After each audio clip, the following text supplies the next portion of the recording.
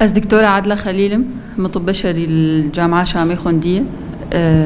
دورة بشتيوي ما اختصاص في أمراض العين وجراحتها اللاذقية المشفى وطني متشكر.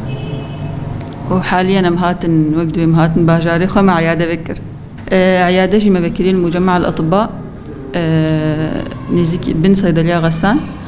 أجهزة ما حرتشت أني طبعا الشامي مصباح شقي أو سليت لامب أوتو جفو درجاتي أسواء انكسار جفو نظارة عدسات لينس متر يعني وقت بي أجهزة كاملة إن شاء الله نخش بحاجتنا بإنه هرد تدري.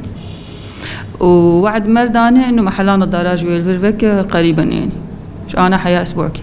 طبعا أي مساعدة ممكن إنه عيادات أكيد ونزان عيادة عينية مكلفة يعني أي مساعدة ممكن أهليمة مساعدة ممكن وزلامي مجي حردو آلية مكرن حياة مكاريبة بعيادة الفر الدربيسية بكم طبعا مكاريبو حسكي بكم يا القامش لو بس متخص أزل الدربيسية بكم يعني جم خدمتها أهلي باجاري خوبكن. عملياتها جي كارن تشيكن يعني جراحة صغرى عمليات بردي شد أجفان وآباس بيوان أو جي إن شاء الله مي تشيكن يعني حياة تعاقد بكن مشفكية أما حسكية أما قامشلو.